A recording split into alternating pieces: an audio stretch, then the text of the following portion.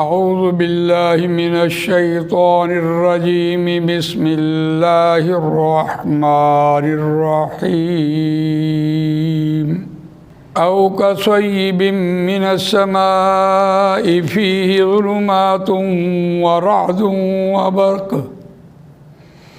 یجعلون اصابعهم فی آذانہم من الصواعق حذر الموت واللہ محیط بالکافرین۔ صدق اللہ العظیم۔ رب اشرح لی صدری ویسر لی امری واحلل عقدۃ من لسانی یفقہوا قولی۔ اللہم ارنا الحق حقا وارزقنا اتباعہ وارنا الباطل باطلا وارزقنا اجتنابہ، آمین یا رب العالمین۔ دوستو اور بزرگوں، آیت نمبر 19 سورہ بقرہ آپ کے سامنے تلاوت کی ہے، اور یہ ذکر چل رہا ہے، دوسرا رکوع ہے پہلے پارے کا، اور اس میں منافقین کا ذکر ہے۔ منافقین کے دو گروہ ہو گئے۔ ایک گروہ ایسا جس نے کلمہ پڑھا ہے لا الہ الا اللہ محمد رسول اللہ صلی اللہ علیہ وسلم، لیکن دل میں اتنا پکا ہے کہ وہ نہ ماننے والا، اور وہ اس کی مثال عبداللہ ابن ابی کی ہے، آخر دم تک نہیں مانا۔ تو اس کے لیے قرآن مجید نے رسول اللہ صلی اللہ علیہ وسلم کی موجودگی میں ایک مہر لگائی ہے، صم بکم عمی فہم لا یرجعون۔ لیکن ایک دوسری قسم کا منافق ہے، کلمہ تو اس نے پڑھا ہے، لیکن جب آمادگی ہوتی ہے، آسانیاں ہوتی ہیں، تو پھر دین پر عمل کر لیتا ہے، نماز پڑھ لیتا ہے، روزہ رکھ لیتا ہے، دین پر عمل کرنا شروع کر دیتا ہے، قرآن مجید پڑھ لیتا ہے، لیکن ذرا سی مشکل آئی تو وہ پیچھے ہو جاتا ہے۔ اس اعتبار سے دیکھیے کہ جو مومن ہے وہ تو ہر حال میں نبی اکرم صلی اللہ علیہ وسلم کا اطاعت گزار ہے، ہر اعتبار سے، چاہے کتنی مشکلیں کیوں نہ آ جائیں، مزاج کے خلاف بات ہو رہی ہو، سارا دن تھکا ہوا آیا ہے، ادھر اذان ہو گئی، سیدھا مسجد میں پہنچ گیا، چاہے بھوک بھی لگی ہے، تھکا ہوا بھی ہے، لیکن اللہ نے بلایا، ایک کیفیت ہی ہے۔ تو اس اعتبار سے دوسری قسم کے منافقین کے بارے میں قرآن نے یہاں بیان کیا، اور ایک افاقی مثال دے کے گیا ہے قرآن مجید۔ افاقی مثال سے انفسی مثال، انفسی تربیت وہ بڑی کمال ہوتی ہے۔ او کصیب من السماء فیہ ظلمات ورعد وبرق، یا مانند مثال اس موسلادھار بارش کی سی ہے، کصیب من السماء جو آسمان سے ہے، فیہ ظلمات اس میں اندھیرے ہیں، ورعد اور گرج ہے، وبرق اور بجلی ہے۔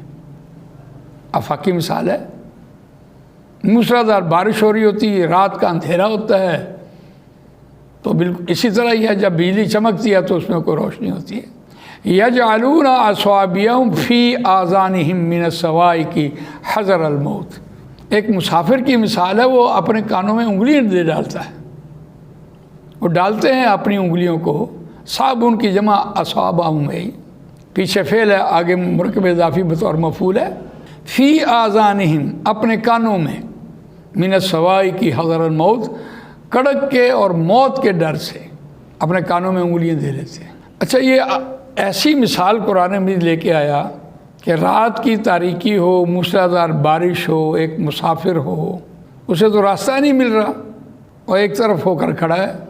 جیسے بجلی چمکی اور گرج ہوئی تو اس نے اپنا راستہ لیا، 2 قدم اس روشنی سے اس نے راستہ ڈھونڈ لیا، آگے چل پڑا، پھر ایک سائڈ پہ کھڑا ہو گیا، پھر بجلی چمکی، پھر اس نے راستہ دیکھا، 2 قدم آگے بڑھا، پھر ایک طرف ہو گیا۔ لیکن ساتھ ساتھ کیا ہے کہ اس کی کیفیت بیان کی ہے کہ جب وہ بجلی پہلے چمکتی ہے، بعد میں وہ کڑکتی ہے، تو بجلی چمکی، اس نے راستہ دیکھا، کان میں انگلیاں دے لیں، کہیں اس کڑک کی وجہ سے اس کو موت طاری نہ ہو جائے۔ اب یہ افاقی مثال تھی، اس افاقی مثال سے اب انفسی مثال دیکھیے کیا خوبصورت ہے۔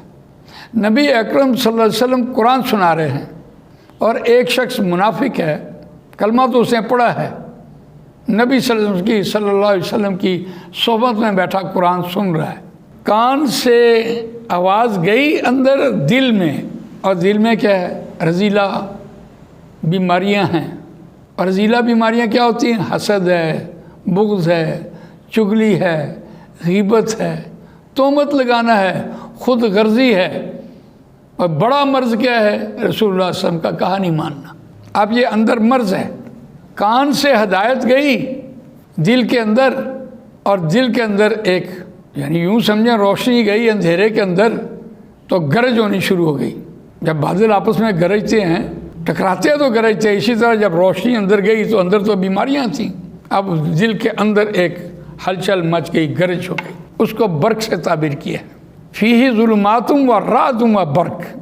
گرج ہوئی ہے پھر روشنی پیدا ہو گئی ہے۔ اچھا، بہت خوبصورت قرآن نے مثال دی، وہ کیا ہے کہ جو لوگ پھر بھی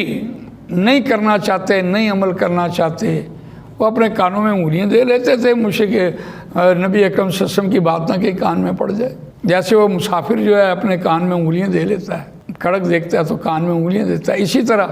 وہ بجلی کا کڑکا تھا یا صوت ہادی،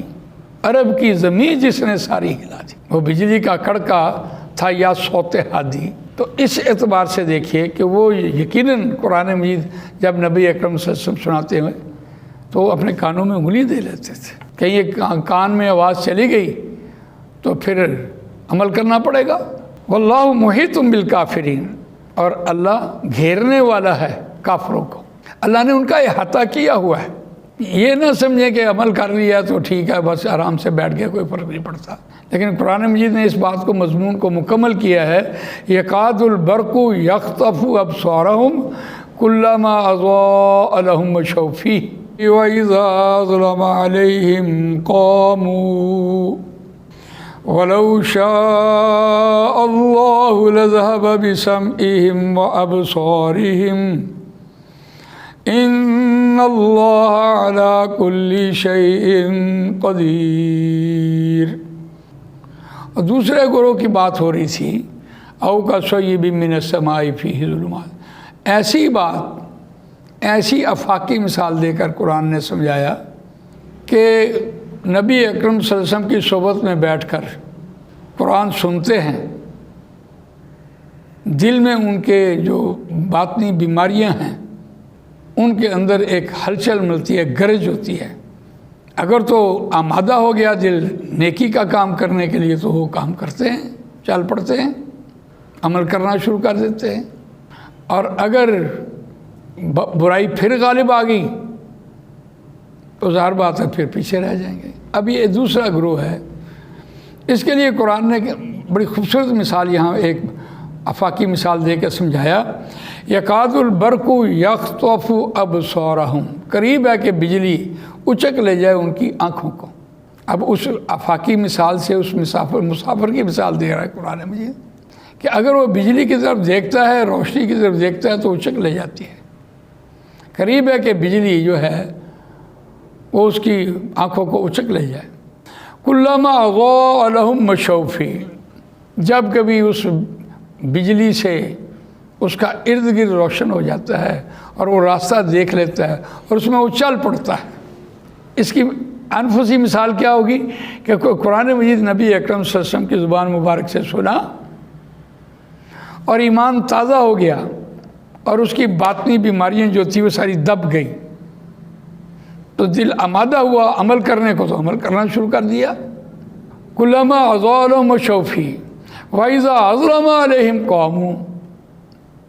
اور جب وہ اندھیرا گھپ ہو جاتا ہے، یعنی بجلی کی جو کڑک ہے اور روشنی ہے وہ ختم ہو گئی اس مسافر کے لیے، اندھیرا گھپ ہو گیا تو ایک سائڈ پہ کھڑا ہو گیا کہ اب جب بجلی چمکے گی تو پھر وہ اس سے راستہ دیکھ لے گا۔ اسی طرح جتنا ایمان انسان کے اندر تازہ ہوا، ایمان بڑھا نبی اکرم صلی اللہ علیہ وسلم کے قرآن سننے سے، یقیناً اس نے عمل کرنا شروع کیا۔ تو یہ تو نبی اکرم صلی اللہ علیہ وسلم کے دور کی بات تھی، لیکن اگر آج ہم اس کو دیکھیں تو نبی اکرم صلی اللہ علیہ وسلم کا قائم مقام ہمارے پاس قرآن مجید موجود ہے۔ وَكَيْفَ تَكْفُرُونَ وَأَنْتُمْ تُتْلَىٰ عَلَيْكُمْ آيَاتُ اللَّهِ وَفِيكُمْ رَسُولُهُ وَمَن يَعْتَصِم بِاللَّهِ فَقَدْ هُدِيَ إِلَىٰ صِرَاطٍ مُسْتَقِيمٍ، جو کوئی مضبوطی سے جس کسی نے چمٹ گیا جو کہ اس کے ساتھ، بس تحقیق و سیدھی راہ کی ہدایت دیا جا چکا، ماضی قریب لے کے آیا۔ علامہ نے کیا خوبصورت بات کہی، وہ جنس نہیں ایمان جسے لے آئیں دکان فلسفہ سے، ڈھونڈے سے ملے گی عاقل کو قرآن کے سپاروں میں۔ جتنا قرآن پڑھے، آج کے دور میں بھی جتنا قرآن مجید پڑھے گا، سمجھے گا، اس پر عمل کرے گا، اس کو دوسروں تک پہنچائے گا، تو یقیناً اس کا ایمان بڑھے گا اور اس کے دل کی بیماریاں جو ختم ہونی شروع ہو جائیں گی، اور اس کا جی کرے گا کہ میں عمل کروں۔ تو بات کہی جا رہی تھی، یکاد البرق یخطف ابصارہم کلما اضاء لہم مشوا فیہ، جب روشنی ہو جاتی ہے وہ چل پڑتا ہے، وَإِذَا أَظْلَمَ عَلَيْهِمْ قَامُوا، اور جب اندھیرا گپ ہو جاتا ہے تو کھڑا ہو جاتا ہے۔ وَلَوْ شَاءَ اللَّهُ لَذَهَبَ بِسَمْعِهِمْ وَأَبْصَارِهِمْ۔ اب یہاں دیکھیے اللہ تعالیٰ نے ایک رعایت بھی دی ہے اور ایک شرط بھی لگائی ہے۔ وَلَوْ شَاءَ اللَّهُ لَذَهَبَ، ماضی شرطیہ بنا دیا ہے، اور شرط کیا ہے کہ اگر ایسا کرو گے تو ایسا کر لیں گے، اور اگر تم ایسا نہیں کرتے تو اللہ بھی ایسا نہیں کرتا۔ اگر اللہ چاہتا تو لے جاتا، اب لے جاتا ذہبہ ہے وہ گیا،